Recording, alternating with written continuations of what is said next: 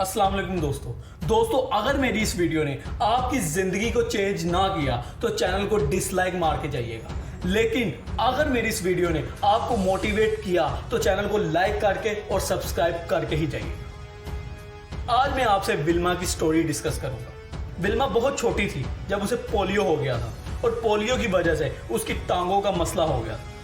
तब उसकी उम्र सिर्फ 4 साल थी। डॉक्टर ने कहा था कि वो लाइफ में कभी भी चल नहीं पाएगी, लेकिन विल्मा की आंखों में बहुत बड़े सपने थे।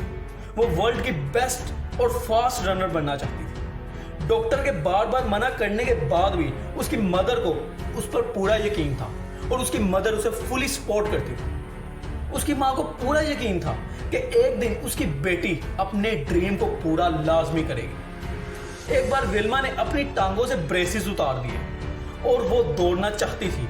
उसने रेस में हिस्सा लिया, लेकिन वो हमेशा लास्ट आती थी। इसी तरह कई साल गुजर गए, लेकिन विल्मा ने हार नहीं मानी। वो एक के बाद एक रेस दौड़ती रही जब तक कि वो रेस जीत नहीं गई।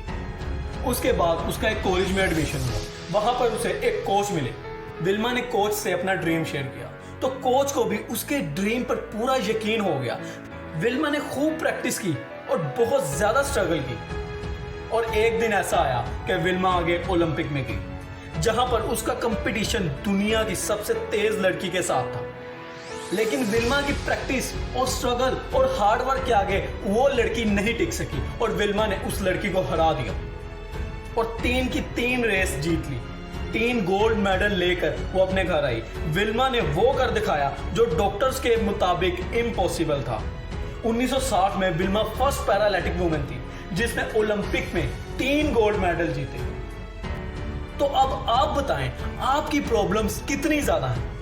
क्या सक्सेस पाना वाकई में मुश्किल है? एक वो लड़की जिसकी टांगें काम ही नहीं करती थी और वो वर्ल्ड की बेस्ट रनर बन गई। बट हमें अल्लाह ने हर चीज दी, बट हम फिर भी शिकायतें करते रहते हैं। अगर किसी चीज की कमी है आपकी बॉडी में तो वो सिर्फ स्ट्रगल की कमी है।